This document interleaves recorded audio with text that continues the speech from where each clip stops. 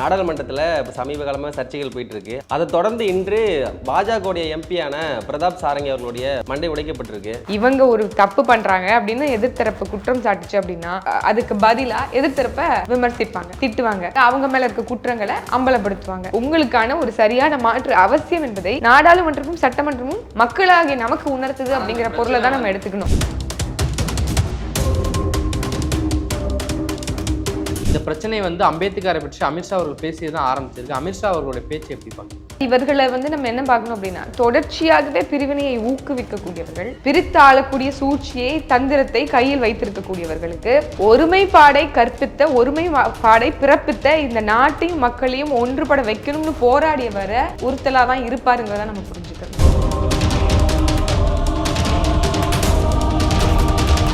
அமித்ஷா அவர்கள் நேரடியாக பேரை குறிப்பிடாம உள்துறை அமைச்சர் உண்மையாக கண்டிக்கிறோன்னு சொல்லி விஜய் அவர்கள் அதுக்கு விமர்சனம் தெரிவிச்சிருக்காங்க. அவரோட பாணியே எப்படின்னா, உங்களுக்கு தெரிஞ்சிருக்கும், உங்களுக்கு தெரியல அப்படின்னா படிச்சு தெரிஞ்சுக்கோங்க, இல்ல படிச்சவங்க கிட்ட கேட்டு தெரிஞ்சுக்கோங்க, இவங்க அவங்க அப்படி இப்படின்னு தான் அவர் சொல்றாரு. அரசு அம்பேத்கரை எல்லாருக்குமான தலைவர் எடுத்துட்டு போய் சேர்க்காம இருக்காங்களா, இல்ல தலித்திய தலைவர்கள் அம்பேத்கரை தனக்குன்னு உரிமை கொண்டாடிக்கிறாங்க? அத்தனை புத்தகங்களை வாசித்தவர் இந்தியாவினுடைய அரசியல் சாசனத்தை நிறுவிருக்கிறார் அப்படின்னா அவர் எவ்வளவு வாசிச்சிருக்கணும். அப்படிப்பட்ட ஒரு தலைவரை நீங்க சுருக்கி ஒரு வட்டத்துக்குள்ள அவர் வெறும் தலித்திய மக்களுக்கான தலைவர் அடையாளப்படுத்துவது மிக மிக மிக மிக பெரும் குற்றமாக நம்ம பார்க்கணும். கேரளால இருந்து வரக்கூடிய கழிவுகள் தொடர்ச்சியாக பல ஆண்டுகளாக இந்த பிரச்சனை வருது. இந்த கழிவுகள் என்ன மாதிரி கழிவுகள் அப்படின்னா பயோமெடிக்கல் வேஸ்ட்னு சொல்றாங்க. அது எப்படி கண்டேஜியஸ் ஆகும், அது எப்படி பரவும், அது எவ்வளவு தீங்கு விளைவிக்கும் அப்படிங்கிற இந்த விழிப்புணர்வே மக்களுக்கு சுத்தமா இல்லாம இருக்கு.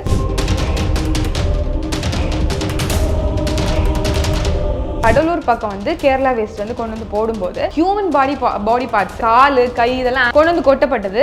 அங்க இருக்கிற நாயெல்லாம் கடிச்சு அதுக்கப்புறம் மனிதர்களை போய் கடிக்க ஆரம்பிச்ச இந்த செய்திகள் எல்லாம் கூட வந்தது.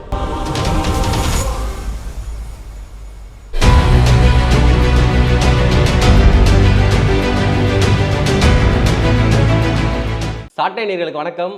இன்றைய நேர்காணலில் நம்மோடு இணைந்திருப்பவர் நாம் தமிழர் கட்சியின் இளைஞர் பாசறை மாநில ஒருங்கிணைப்பாளர் ஃபாத்திமா ஃபர்கான் அவர்கள். வணக்கம் அக்கா. வணக்கம். நாடாளுமன்றத்தில் இப்போ சமீப காலமாக சர்ச்சைகள் போயிட்டு இருக்கு. அம்பேத்கர் அவர்கள் அமித்ஷா அவர்கள் அவமதிச்சிட்டாங்க. அம்பேத்கர் பேரை சொல்றது இப்போ ஒரு ஃபேஷன் ஆயிடுச்சு. கடவுள் பேரை சொன்னா கூட உங்களுக்கு சொர்க்கத்தில் பாக்கியம் கிடைக்கும் அப்படின்னு சொல்லியிருந்தாங்க.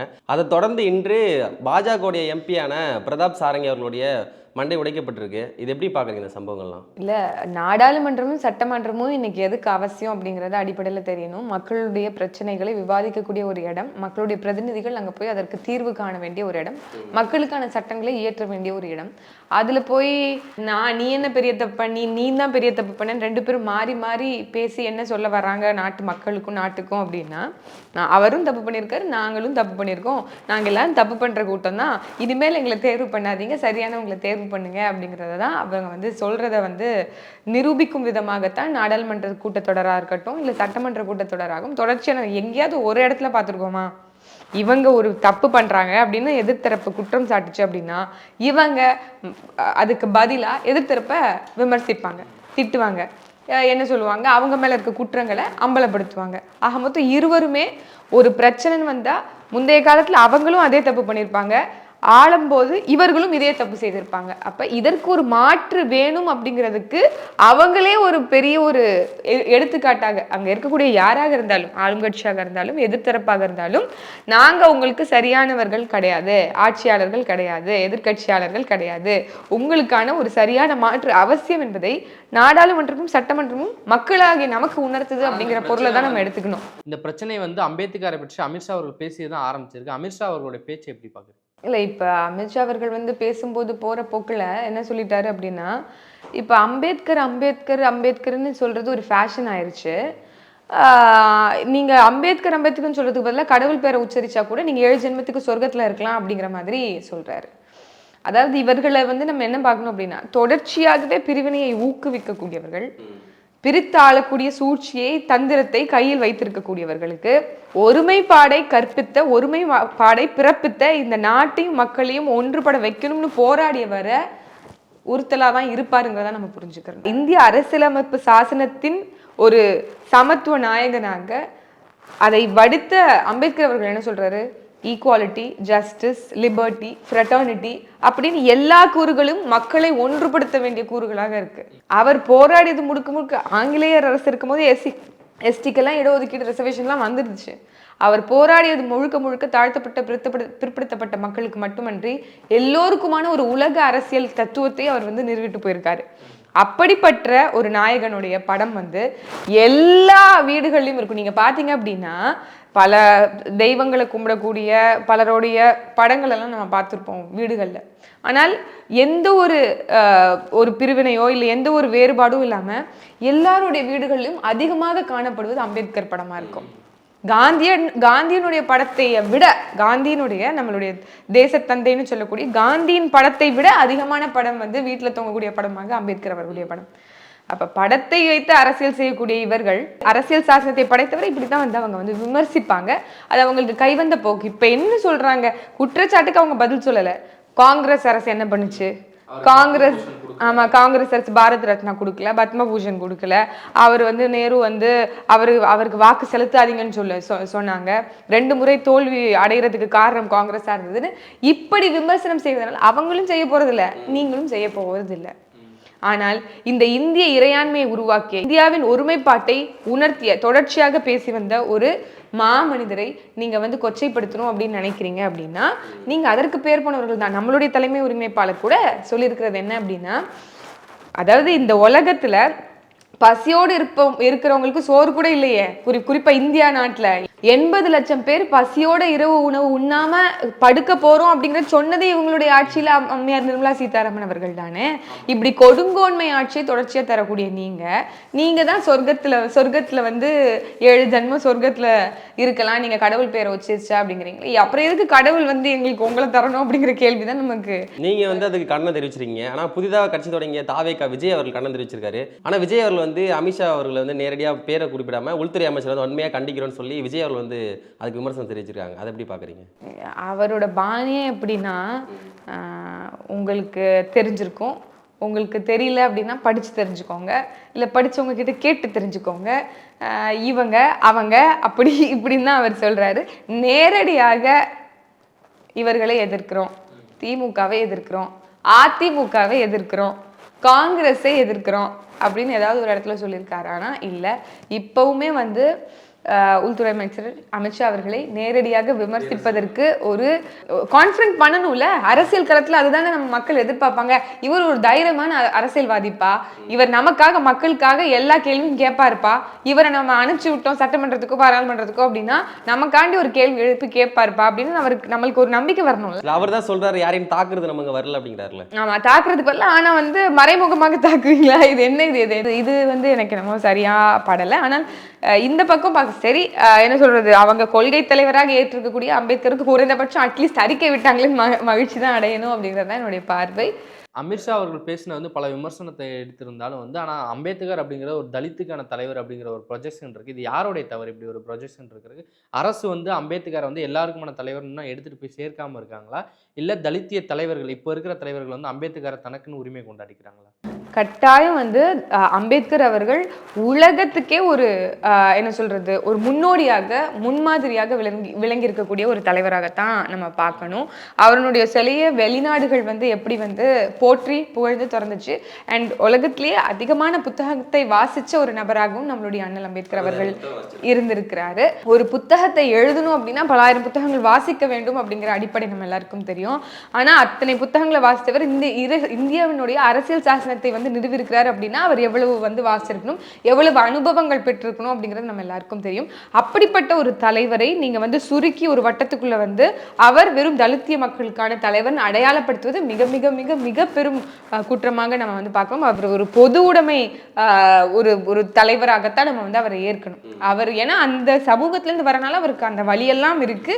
அந்த வழியை தொடர்ச்சியாக அவருடைய வாழ்நாளில் வந்து பதிவு செஞ்சுட்டே வராரு அப்படிங்கிறத நம்ம அதுல இருந்து எடுத்துக்க வேண்டிய இதா பாடமா இருக்கு. தவிர்த்து அதை தாண்டி அவர் வந்து எல்லாருக்குமான அரசியலை தான் பேசியிருக்காரு. இன்னும் சொல்ல போனா உலகத்துல எங்க வந்து இனம் வந்து அடிமைப்பட்டிருந்தாலும் அது வெகுண்டு எழ வேணும்னு பேசியவர் ஐயா அம்பேத்கர் அவர்கள். அதனால அவர் வந்து ஒரு உலகத் தலைவராக பார்க்கணுமே தவிர்த்து அவரை வந்து குறுக்கி வந்து பார்க்கக்கூடாது, சுருக்கி பார்க்கக்கூடாது.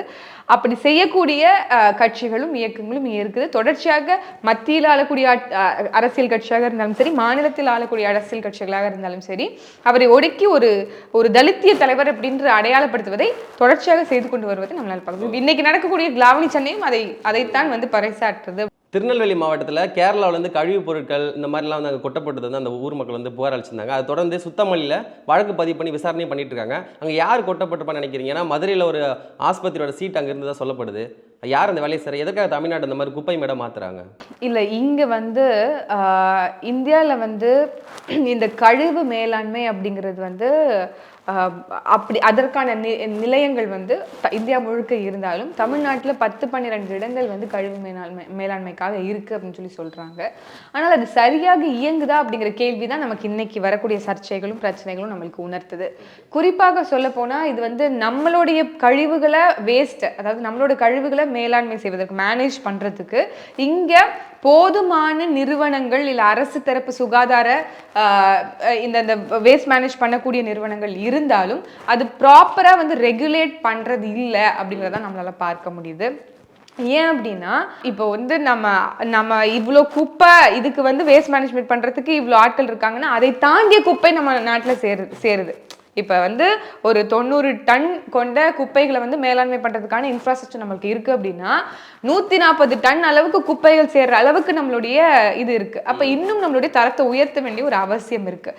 சொந்த மாநிலத்திலேயே நம்மளுக்கு இந்த பிரச்சனையெல்லாம் இருக்கும்போது அண்டை மாநிலத்திலேருந்து, அதாவது குறிப்பாக கேரளாலேருந்து வரக்கூடிய கழிவுகள் தமிழ்நாட்டு எல்லை பகுதிகளில் வந்து கொட்டப்படுது அப்படிங்கிறது இன்னைக்கு நேற்று இல்லை, தொடர்ச்சியான சம்பவமாக நம்ம பார்த்துட்டு வரோம். அது கோவை, தேனி, திருநெல்வேலி, தென்காசி, அதற்கு பிறகு கன்னியாகுமரி போன்ற மாவட்டங்கள் எல்லாத்துலயுமே டம்ப் பண்றாங்க, தொடர்ச்சியா பண்ணிட்டு வராங்க. அப்ப இதை நம்ம வந்து தொடர்ச்சியா கேரள அரசை கண்டிக்கிறத ஒரு நம்ம இதா எடுத்துட்டு இருக்கோம். அஃப்கோர்ஸ் நம்ம வந்து அவங்கள பார்த்து கேள்வி கேட்கிறோம். சுற்றுச்சூழலை பாதுகாத்து ஒரு சிறந்த இயற்கை வளம் கொண்ட ஒரு மாநிலமா உங்களை நீங்க பாக்குற நீங்க அதே தானே மற்ற மாநிலங்களுக்கும் பொருந்தும். எப்படி ஒரு வளமையான ஒரு மாநிலத்துக்கு நீங்க வச்சுக்கிட்டு இன்னொரு மாநிலத்தை உங்களோட குப்பையை கொண்டு வந்து கொட்டுறீங்க அப்படிங்கிறத நம்ம கேட்கிறோம். ஆனால் அதை தாண்டி ஒரு நுணுக்கமான கேள்வி இங்க இருக்கு. இங்க இருக்கக்கூடிய அரசு இதற்கான வேஸ்ட் மேனேஜ்மெண்ட் அப்படிங்கிறத பார்க்கணும். சுகாதாரத்துறைன்னு ஒண்ணு இருக்கு, சுகாதாரத்துறை அமைச்சர்னு ஒருத்தர் இருக்காரு. அவர் என்ன வேலை பண்ணிட்டு இருக்காரு? தொடர்ச்சியாக பல ஆண்டுகளாக இந்த பிரச்சனை வருது. குறிப்பா வாட்டர் பாடிஸை வந்து இவங்க வந்து பொல்யூட் பண்றாங்க. இந்த கழிவுகள் என்ன மாதிரி கழிவுகள் அப்படின்னா பயோமெடிக்கல் வேஸ்ட்னு சொல்றாங்க. அது எப்படி கண்டேஜியஸ் ஆகும், அது எப்படி வந்து பரவும், அது எவ்வளவு தீங்கு விளைவிக்கும் அப்படிங்கிற இந்த விழிப்புணர்வே மக்களுக்கு சுத்தமா இல்லாம இருக்கு. இன்று நாம் தமிழர் கட்சி ஒரு மிகப்பெரிய போராட்டமும் அதற்கு எதிர்ப்பும் தெரிவிச்சு ஆங்காங்கே இருக்கக்கூடிய மாநிலங்கள்ல இருக்கக்கூடிய பொறுப்பாளர்கள் எல்லாம் கலந்து அதற்காக மனு கொடுக்கறது, கலெக்டரை சந்திக்கிறது, பெட்டிஷன் போடுறது அப்படின்னு ஆக்கப்பூர்வமான நகர்வுகள் எடுக்கிறோம். அப்படின்னா அது இந்த குறைந்த ஆண்டுகள்ல நடக்கக்கூடிய செயல்களை நம்ம பார்க்கப்படுது. ஆனால் இதற்கு முன்னாடிலேருந்து தொடர்ச்சியா நடந்துட்டு இருக்கே, இதுக்கு என்ன அரசாங்கம் நடவடிக்கை எடுத்திருக்கு, சொல்யூஷன் எடுத்திருக்குன்னு பார்த்தா எப்போதும் போல எல்லா பிரச்சனைகளுக்கும் சிக்கலுக்கும் ஒரு குழு அமைப்பது போல இந்த செக் போஸ்ட்டுக்கும் அந்த செக் போஸ்ட்டுக்கும் ஒரு கமிட்டியை ஃபார்ம் பண்ணி அங்க காவலர்களை வந்து நிக்க வைப்போம் அப்படின்னு சொல்லி அவர்களை நிக்க வைக்கிறாங்க. இல்லை, அரசு வந்து எந்த ஒரு தீவிரமான நடவடிக்கையும் எடுக்க தயங்குறது ஏன் நினைக்கிறீங்க? கேரளாவில் இருந்தோ பக்கத்து மாநிலம் இருந்தோ தமிழ்நாட்டில் வந்து பல கழிவுகள் வந்து கொட்டப்படுது, மருத்துவ கழிவுகள் இல்லாமல் இறைச்சிகளும் வந்து கொட்டப்படுது, பழைய இறைச்சிகள். அப்படி இருக்கும்போது இங்க இருக்கிற அரசு வந்து ஒரு தீவிரமான நடவடிக்கை எடுக்காது ஏன் நினைக்கிறீங்க? இப்ப அரசு வந்து என்ன நினைக்குது, நான் சிம்பிளா பிளாக் பிரிண்டா உங்களுக்கு புரியுற மாதிரி சொல்லணும் அப்படின்னா, இங்க காவல்துறை என்பது அரசினுடைய நேரடி கட்டுப்பாட்டின் கீழ் வருது. குறிப்பா முதலமைச்சர் ஸ்டாலின் அவர்களுக்கு கீழே காவல்துறை வருது. அப்ப ஸ்டாலின் அவர்களுடைய காவல்துறை சிறப்பாக செயல்பட்டதுன்னு மக்களுக்கு கொண்டு போய் சேரணும். அப்ப அந்த விஷயத்தை நாங்க அப்படியே வந்து மக்களுக்கு பரப்பணும் அப்படின்னா நாங்க பண்ற தப்ப மறைச்சுதான் ஆகணுங்கிற சூழலுக்கு இவங்க ஏன் வராங்கிறது நம்மளுக்கு புரியவே இல்லை. ஆனா அதை தான் செய்கிறார்கள். நம்ம என்ன சொல்றோம் அப்படின்னா, உங்களுக்கு ஏன் என்ன உறுத்துது அந்த காவலர்கள் இந்த மாதிரி தவறுகள் செய்யறாங்க? அந்த செக் போஸ்ட்ல அவங்களுக்கு தெரிஞ்சே வந்து இந்த மாதிரி கழிவுகள் எடுத்துட்டு வரக்கூடிய லாரிகளை வந்து கன்ஃபஸ்கேட் பண்ணாம, அவங்களுக்கு வந்து ஒரு ஒரு எஃப்ஐஆர் போடாம, இல்ல அவங்கள தண்டிக்காம, அவங்கள கண்டிக்காம, நீங்க அவங்கள விட்டுட்டு அவங்களுடைய தவறுகளை மறைக்கணும்னு ஏன் அரசு நினைக்குது அப்படிங்கிற பாயிண்ட் வரும்போது, முழுக்க முழுக்க அரசை காப்பாற்ற வேணும். ஏன்னா ஸ்டாலினுடைய கட்டுப்பாட்டு கீழே தானே இயங்குது காவல்துறை அப்படிங்கிறது. இந்த வேஸ்ட் எல்லாம் பாத்தீங்க அப்படின்னா, நம்ம பல ஆண்டுகளுக்கு முன்னாடி இந்த செய்திகள் வந்தது. கடலூர் பக்கம் வந்து கேரளா வேஸ்ட் வந்து கொண்டு வந்து போடும்போது ஹியூமன் பாடி பார்ட்ஸ், அதாவது இந்த காலு கை இதெல்லாம் ஆம்பியூட் பண்ணி போனபோது, இந்த நீரிழிவு நோயால பாதிக்கப்பட்டு ஆம்பியூட் பண்ணப்படுற உடல் உறுப்புகளுடைய பாகங்கள் வந்து கொண்டு வந்து கேரளால இருந்து கடலூர்ல ஆமா கொண்டு வந்து கொட்டப்பட்டது. இதை நாய், அங்க இருக்கிற நாயெல்லாம் கடிச்சு அதுக்கு அதோட இது பிடிச்சு அதுக்கப்புறம் மனிதர்களை போய் கடிக்க ஆரம்பிச்ச இந்த செய்திகள் எல்லாம் கூட வந்தது. அப்போ ஒரு தடவை நமக்கு ஏற்கனவே பாடம் இருக்கு. இதனால அங்க வந்து என்ன சொல்றது, அவங்க காட்டன் அந்த ரத்தம் படிந்த ரத்தம் தோய்ந்த அந்த காட்டன் டேப்ஸ் எல்லாம் இருக்குல்ல, அதெல்லாம் கொண்டு வந்து அந்த கழிவுகளை கொண்டு வந்து போடுறது, யூஸ் பண்ண சிரிஞ்சஸை வந்து கொண்டு வந்து போடுறது, இந்த ஷார்ப் ஆப்ஜெக்ட்ஸை வந்து அங்கே போடுறனால அந்த பொருட்களை வந்து சுத்தம் பண்ணும் போது, அதாவது அந்த குப்பைகள் அகற்றப்படும் போது அந்த சுகாதார பணியில் வேலை பார்க்குறவங்க யாருக்காவது அந்த சிரிஞ்சு வந்து போயிடுச்சுன்னா ஹெச்ஐவி பாதிப்புகள் ஏற்படுங்கிற இந்த கொடூரமான நிகழ்வுகளும் ஏற்படுவாங்க. அது இல்லாமல் நீங்கள் வந்து நீண்ட நாட்கள் வாட்டர் பாடிஸில் வந்து அதே குப்பையை அப்படியே போட்டு வச்சிங்கன்னா கண்டாமினேட் ஆகி அந்த தண்ணியை குடிக்கிற கால்நடைகளும் அவங்களுக்கு அந்த பாதிப்பு வந்து உள்ளாகி அதற்கு பிறகு அவங்க மூலியமா பால் நம்ம வந்து அருந்துரும். இந்த பால் எல்லாம் நம்மளுக்கு கிடைக்குது. அது இல்லாம கறி இருக்கு. இப்படி எல்லாமே வந்து பொல்யூட் ஆகி என்ன ஆகும் அப்படின்னா மனுஷங்களுக்கும் அந்த நோய் வந்து பரவும் அப்படிங்கிறது தான். இன்னைக்கு புது புது நுண்ணுயிரிகள் வந்து உருவாகி அதற்கான நோயெல்லாம் வந்து உலக நாடுகள் கண்டுபிடிக்கிறாங்க. கோவிடுங்கிற ஒரு பெரிய அட்டாக் நம்மளுக்கு தெரியும். அப்ப தொடர்ச்சியாக ஒரு ஹாஸ்பிட்டல் எடுத்துக்கிட்டாலே ஒரு ஹாஸ்பிட்டல்ல 24 மணி நேரத்துக்கு மேல அவங்களுடைய அங்க மெடிக்கேஷன் ட்ரீட்மெண்ட் பண்ணதுக்கு பிறகு அந்த கழிவுகள் அங்க இருக்கக்கூடாது. அப்ப அதை டிஸ்போஸ் பண்ணணும். அது ஹாஸ்பிட்டல்ஸ்க்கு பொருந்தும் அப்படின்னா அந்த கழிவுகள் எப்படி நீங்க வந்து ஒரு ஒரு ஒரு மாவட்டத்துல ஒரு கிராமத்துல அப்படியே போட்டு போவீங்க? அது தொடர்ச்சியாக அங்கே இருக்கும்போது அங்கே இருக்கக்கூடிய கால்நடைகள் மட்டும் இல்லாமல் அங்கே இருக்கக்கூடிய ஏரு, அங்கே இருக்கக்கூடிய லேண்டு, அங்கே இருக்கக்கூடிய வாட்டர் அப்படின்னு எல்லாமே பொல்யூட் ஆகுது. இதனால் நீண்ட நாட்களுக்கு பிறகு இம்யூனிட்டி வந்து குறைபாடு ஏற்படுது. அதற்கு பிறகு ஈஸியாக நம்மளுக்கு நோய் தொற்று உண்டாகுது. இப்படி பல சிக்கல்கள் இருக்குது. இப்போ நடக்கக்கூடிய பிரச்சனை என்னென்னா, திருவனந்தபுரத்தில் இருக்கக்கூடிய ரீஜனல் கேன்சர் இன்ஸ்டிடியூட், அங்கே இருக்கக்கூடிய கவர்மெண்ட் எய்டட் ஹாஸ்பிட்டல், அதுவும் கேன்சர் ஹாஸ்பிட்டலில் இருக்கக்கூடிய குப்பைகள் இங்கே போடுறாங்க அப்படின்னா அப்போ அதற்கு என்ன இதுலேருந்து நம்மளுக்கு தெரியுது? இப்போ நீங்கள் சொன்ன பகுதி எடுத்துங்க, கன்னியாகுமரி, திருநெல்வேலி, தென்காசி, கோவை, இந்த பகுதி எல்லாமே எடுத்துங்க. இங்கேருந்து வந்து கனிமூல கொள்ளைகள்லாம் கேரளாவுக்கு போகுது. அங்கே உள்ள கழிவுகள்லாம் இங்கே வருது. அப்போ அந்த மக்களோட இப்போ என்ன நான் சொல்லிடுறேன், இப்போ இங்கேருந்து நம்மளுடைய மாநிலத்திலேருந்து அவங்களுக்கு அத்தியாவசிய பொருட்கள்லாம் அங்கே கொண்டு போகிறாங்க. பால், காய்கறிகள், இல்லை ஏதாவது இந்த மாதிரி பொருட்கள் எல்லாம் வந்து கொண்டு போகிறாங்க அப்படின்னா பின்னாடி திருப்பியும் வர அந்த லாரி வந்து சும்மா தானே வருது அப்படின்னு அங்கே இருக்கக்கூடிய லோக்கல் வெண்டர்ஸ் என்ன பண்ணுறாங்கன்னா குப்பைகளை கொண்டு வந்து இங்கே போடுறதுக்கு அங்கே இருக்கக்கூடிய லாரி டிரைவர்ஸ்க்கு பிரைப் பண்ணி கொடுத்து விட்டுறாங்க. இங்கே இருக்க லாரி டிரைவர்ஸ் வாங்கிட்டு அந்த வேலையை இங்கே செய்கிறாங்கன்னு சொல்கிறாங்க. நம்ம என்ன கேட்குறோம் அப்படின்னா, கட்டாயமாக வந்து கேரளாவுக்கும் தமிழ்நாடுக்கும் ஒரு ஒப்பந்தம் இருக்கும். என்ன ஒப்பந்தம் இருக்கும் அப்படின்னா, நாங்கள் வந்து வேஸ்ட் மேனேஜ் பண்ணுறோம் உங்களுக்கு அப்படிங்கிற மாதிரி ஏதாவது ஒரு ஒப்பந்தம் இருக்கும். அதன் அடிப்படையில் தான் அங்கே இருக்கக்கூடிய குப்பைகள் நம்மளுடைய மாநிலத்துக்கு இங்கே இருக்கிற ஆட்சியாளர்கள் தெரிஞ்சுதான் இதெல்லாம் நடந்துகிட்டு இருக்கு இவங்களோட அனுமதியோட. அப்படித்தான் இருக்க வாய்ப்பு இருக்குன்னு நான் சொல்கிறேன். இப்போ உங்ககிட்ட வேஸ்ட் மேனேஜ், இப்போ ஊபர் சேர்லாம் உங்களுக்கு தெரியும்.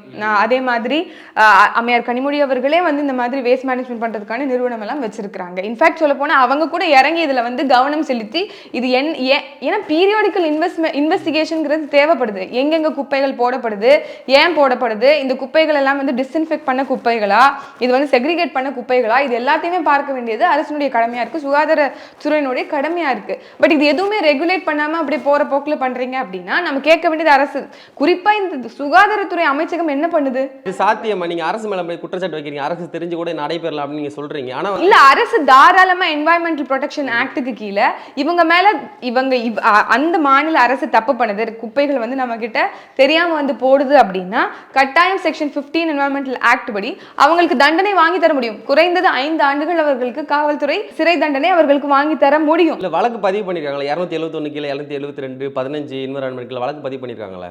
அதுதான் இப்போ என்ன நம்ம சொல்றோம் அப்படின்னா, இன்னைக்கு வந்து இந்த பசுமை தீர்ப்பாயம் உட்கார்ந்து அதுக்கு ஆய்வு பண்ணி அதுக்கு ஒரு தீர்வை இவங்க சொல்லி அதற்கப்புறம் அரசு நடவடிக்கை எடுக்கணுங்கிற அளவுக்கு கேப் ஏன் விழுந்தது? அப்ப அரசுக்கு அக்கறை இல்லையா அப்படிங்கிற கேள்விதான் நம்ம கேட்கிறோம். அரசு எப்போதுமே ஒரு ஆட்டோகிராட்டிக் மனநிலையில தான் இப்ப இருக்கு. அவங்களுக்கு ஏதாவது ஒரு செயல் தப்பா போறீங்க அப்படின்னா அதை சொல்ல வேண்டிய கடமையே நம்மளுக்கு இருக்கு. இன்னைக்கு அரசினுடைய வேலை என்ன? ஒவ்வொரு துறையும் சரியா செயல்படுதா, அந்த துறை முன்னெச்சரிக்கையா ஒரு முன்னேற்பாடுகள் என்ன செய்யுது அப்படிங்கறத பார்க்கணும். இன்னைக்கு இந்த மந்த் என்னென்ன வேலை இருக்கு அப்படிங்கிறது ஒவ்வொரு துறையும் வந்து ரெகுலேட் பண்ணி அதுக்கான வேலைகளை செய்யணும். ஆனா நம்ம உட்காந்து சொல்லணும், நாம் தமிழர் கட்சி உட்காந்து போராடணும், மக்கள் உட்காந்து விழிப்புணர்வு செய்யணும், எங்களுக்கு இதனால பிரச்சனை, எங்களுக்கு இதனால உடம்புல வந்து ஹெல்த் ப்ராப்ளம் வருது இப்படின்னு மக்கள் உட்காந்து போராடினாதான் நீங்க கவனத்தை திருப்புவீங்க. அப்படின்னா ஒண்ணுமே இல்லை. இதற்கு செலவு பண்ணக்கூடிய காசு அதிகமா இருக்கனால அது இந்த மாதிரி சிம்பிளா முடியறத விரும்புது அப்படிங்கிறத நம்ம எடுத்துக்கலாம். இது எப்படி நம்ம ஏத்துக்க முடியும்னா, நீங்க சொன்ன மாதிரி பேபி அணையில ஒரு 36 மரத்தை விட்டு நான் சீரமைக்கிறதுக்கு நம்ம அனுமதி கேட்கும்போது கேரள அரசு கொடுக்க மாட்டேங்குது. அதே மாதிரி முல்லை பெரியாறு நமக்கு தண்ணி கொடுக்க மாட்டேங்கிறாங்க. இந்த பேசிக் அடிப்படை அத்தியாவசிய தேவை நமக்கு இப்ப தராத அரசுகிட்ட எப்படி இவங்க இந்த மாதிரி தாராவாத்து கொடுப்பாங்க தமிழ்நாட்டை? அதுதான் இப்ப நம்ம கேரள அரசை வந்து இவங்க வந்து எப்போதும் வந்து மென்மையான போக்குல வந்து அவர்களை அணுகணும்னு நினைக்கிறது வந்து அதை தாண்டி இவங்க கிட்ட ஃபிளாஸ் நிறைய இருக்கு அப்படிங்கறத நம்மளால புரிஞ்சுக்க முடியும். தமிழ்நாட்டுல 12 மையங்கள் இருக்கு இந்த கழிவு மேலாண்மைக்காக. அதிலும் குறிப்பா 10 அந்த நிலையங்கள் வந்து செயல்பாட்டுல இருக்கு அப்படின்னு சொல்றாங்க. ஆனால் என்ன செயல்பாட்டுல இருக்குன்னு பார்க்கும்போது கேள்விக்குறியா இருக்கு இன்னைக்கு நடக்கக்கூடிய சம்பவங்கள்லாம். அதுல இந்த சுத்தமலினி நீங்க சொல்லக்கூடிய பிரச்சனையை பார்க்கும்போது அங்க இருந்து அந்த லேண்ட் ஓனர் வந்து போலீஸ்க்கு கம்ப்ளைண்ட் பண்றாரு, இந்த மாதிரி குப்பைகள் கொட்டுறாங்க அப்படின்னு. அதை தெரிந்து கேட்டதுக்கு பிறகும் அதற்கு ரியாக்ஷன் வரல. அந்த கிராம நிர்வாக அலுவலர் கம்ப்ளைண்ட் கொடுத்து தான் எஃப்ஐஆர் பதிவு பண்ணிருக்காங்க. சிஎம் செல்லுக்கு அவர் எழுதுனதுக்கு அப்புறம் தான் இந்த நடவடிக்கை எல்லாம் எடுக்கிறாங்க. ஆனால் சிஎம் செல்ல நடவடிக்கை எடுத்ததுக்கு 1 மாத காலமா இது நடக்கிற சம்பவம் அவர் பதிவு பண்ணதுக்கு கட்டாயப்படுத்தி வற்புறுத்தி சிஎம் செல்ல இருந்து இவருக்கு என்ன சொல்றாங்க அப்படின்னா இப்பதான் நடக்குது அப்படிங்கிற மாதிரி 20 நாள் பீரியடை வந்து மென்ஷன் பண்ணி அவர்கிட்ட திருப்பி ரீரைட் பண்ணி கேட்கறாங்க எஃப்ஐஆர். அப்ப போலீஸ் ஒண்ணு பயப்படுது. அப்ப யாரை பாதுகாக்க நினைக்கிறாங்க அப்படின்னா தவறு செய்யக்கூடிய காவலர்களை பாதுகாக்க நினைக்குது அரசாங்கம். ஏற்கனவே செக் போஸ்ட்ல வந்து இந்த மாதிரி காவல்துறை வந்து பிரைப், அதாவது லஞ்சம் வாங்கிட்டு அந்த மாதிரி கழிவுகள் எடுத்துட்டு வரக்கூடிய லாரிகளை விட்டுட்டு போறாங்க அப்படிங்கிற மாதிரி செய்திகளும் நமக்கு வருது. அப்போ இதுல இருந்து என்ன தெரியுது? இதுக்கு சொல்யூஷன் ஒண்ணுதான். என்ன அப்படின்னா இதனால ஏற்படக்கூடிய தீங்குகளும் சுற்றுச்சூழல் மாசும் மக்களுக்கு ஏற்படக்கூடிய இந்த ஹெல்த் இஷ்யூஸும் அதிகமா இருக்கு அப்படிங்கிறத மக்கள் உணராத வரைக்கும் மக்களுக்கு இது ஒரு தீவிர ஏன்னா ரேடியேட்டிவ் மெட்டீரியல்ஸ் கேன்சர்ல இருந்து வரக்கூடிய இந்த ரெசிடியூஸ் அந்த மெடிக்கல் வேஸ்ட் அப்படின்னு சொல்லும்போது அதனுடைய பாதிப்பு எப்படி இருக்கும்? கேன்சர் வந்து ஒரு பரவக்கூடிய நோய் தானே. அப்படி இருக்கும்போது அதுல இருக்கக்கூடிய ரேடியேட்டிவ் மெட்டீரியல்ஸ் எல்லாம் வந்து எவ்வளவு வந்து ஒரு மனுஷங்களை வந்து அழிக்கும், சூழலை அழிக்கும், அங்க இருக்க வாட்டர் பாடிஸ் அழிக்கும், அங்க இருக்கக்கூடிய நிலத்தை அழிக்கும் அப்படிங்கிறது மக்கள் உணராத வரைக்கும் இதற்கு தீர்வு கிடைக்காது. அரசியல்வாதிகளும் ஆட்சியாளர்களும் தூங்கிட்டு தான் இருக்கும். இல்லை, மத்திய சுற்றுச்சூழல் அமைச்சகம் இப்போ என்ன சொல்லியிருக்குன்னா அங்கே கொட்டப்பட்ட கழிவுகள் எல்லாத்தையுமே அகற்றுறதுக்கான ரூபா வந்து கேரளாவே கொடுக்கணும்னு சொல்லியிருக்காங்க. இது வந்து இதுக்கான வெகுமதியாக இருக்குமா? இல்லை, அப்படி பண்ணட்டுமே. நான் என்ன சொல்கிறேன்னா அப்படி பண்ணாலும் இங்கே வந்து கேள்விக்குள்ளாக்கப்படுவது யாராக இருக்கும்னா தமிழக அரசாகத்தான் இருக்கும். காரணம் என்ன அப்படின்னா அவங்க கட்டாயம் சொல்லுவாங்க, உங்கள் கூட நாங்கள் கான்ட்ராக்ட் போட்டோம் அப்படின்னா நீங்கள் தானே பீரியாடிக் இன்ஸ்பெக்ட் பண்ணணும், அது சரியான இடத்துல போய் சேர்க்கப்படுதா, நீங்கள் எங்ககிட்டேருந்து கான்ட்ராக்ட் எடுத்துகிட்டு நீங்கள் இந்த கழிவுகள் எல்லாம் வாங்கிட்டு போகிறீங்க. ஆனால் அந்த கழிவுகளை நீங்க சரியா கழிவுகளை அகற்றுவதற்கான பணியை சரியா செய்றீங்களா அப்படிங்கறது இங்க இருக்கக்கூடிய அரசு தானே பார்க்கணும். அந்த இன்ஸ்பெக்ஷன் இவங்க தானே பண்ணணும். ஆனால் அதனை விட்டுட்டு சும்மா வந்து ஒரு அதற்கான செலவு அதிகமா வருங்கிற காரணத்தினால இப்படிலாம் விட்டா பரவாயில்லைங்கிற ஒரு மேம்போக்குத்தனத்தை நம்ம கண்டிக்க தானே செய்யணும். கட்டாயம் இந்த அரசுக்கு தெரியாம நடக்காதுங்கிறது என்னுடைய பார்வை. இல்லை, இப்போ நீங்க சொன்ன மாதிரி மருத்துவ கழிவுல அந்த சீட்டு வந்து வெளியே இருக்கு. அந்த சீட்டில் வந்து பார்த்தீங்கன்னா திருவனந்தபுரம், வந்து கேரளாவில் உள்ள திருவனந்தபுரம் பகுதியில் ஒரு சீட்டு பயன்படுத்தப்படும் ஒரு மருத்துவமனையோட சீட்டு. ஏன் நேரடியாக அந்த மருத்துவமனைக்கு போயிட்டு சோதனை பண்ண மாட்டாங்க? அங்கே போய் சோதனை பண்ண தெரிஞ்சிரும்ல அவங்க தான் பண்ணாங்களா பண்ணலையா அப்படின்ட்டு. ஏன் அந்த அரசு செய்ய மாட்டாங்குது? அது இவர்கள் தொடர்ச்சியாக எழுதணும். எதிர்கட்சியும் சும்மா இருக்கு. இன்னைக்கு தான் வந்து ஒரு மடல் எழுதியிருக்கிறாங்க, இந்த மாதிரி உங்களுடைய மாநிலத்திலேருந்து தொடர்ச்சியாக இங்கே வந்து கொட்டப்படுது குப்பைகள் அப்படின்னு சொல்கிறாங்க. இன்னைக்கு தான் ஐயா எடப்பாடி அவர்கள் எழுதியிருக்காங்க. இன்ன வரைக்கும் வந்து ஐயா ஸ்டாலின் அவர்களுடைய அரசோ இல்லை இன்னைக்கு இருக்கக்கூடிய ஆட்சியாளர்கள் எதுவுமே வந்து ஒன்றும் அவர்கள் முன்னெடுப்பு எடுக்கல அப்படிங்கிறது அப்பட்டமாக தெரியுது, வெளிப்படையாக தெரியுது. இவர்கள் கட்டாயமாக இதற்கான ஒரு நகர்வை எடுத்தாதான் நம்மளுடைய சூழல் பாதிப்படையாம குறைந்தபட்சம் மக்கள் நலனுக்காக இருக்கும் அப்படின்றது தான் நம்ம. நீங்க வந்து எடுப்பீங்களா? நாம் தமிழர் கட்சி ஆட்சி வந்து எடுப்பீங்களா? இன்னைக்கு இவ்வளவு தூரம் இதை ஒரு ஸ்டேட் லெவல் இஷ்யூவா மாத்திருக்கிறதுக்கு காரணமே நாம் தமிழர் கட்சியா இருக்கு. தொடர்ச்சியாக தென்காசியா இருந்தாலும் சரி, திருநெல்வேலியா இருந்தாலும் சரி, அது கன்னியாகுமரியாக இருந்தாலும் சரி, இப்படி ரெகுலேட் பண்ணப்படாத இந்த லாரிகள் வந்து தடுத்து நிறுத்தி அவங்களை வந்து கன்ஃபிஸ்கேட் பண்ற ஒரு கட்சியா நாம் தமிழர் கட்சி தான் இருக்கு. கலெக்டர் வரைக்கும் பெட்டிஷன் கொடுத்த ஒரு கட்சியாகவும் நாம் தமிழர் கட்சி இருக்கு. இன்னைக்கு சூழலினுடைய முக்கியத்துவத்தை உணர்ந்து செயல்படக்கூடிய ஒரே கட்சியாக நம்ம தான் இருக்கோம். அதை தொடர்ச்சியாக செய்வோம். ஏன்னா மக்கள்லேருந்து வரக்கூடிய நாம மக்களுடைய பாதிப்பு என்னங்கிறது புரியும். மக்களுக்கு அந்த விழிப்புணர்வையும் தொடர்ச்சியாக நம்ம செய்வோம். உங்களோட நேரத்தை ஒதுக்கி பல்வேறு கேள்விக்கு வந்து விடையளிச்சமைக்கு நன்றி. நன்றி. சாட்டை எடுத்து நாட்டை திருத்து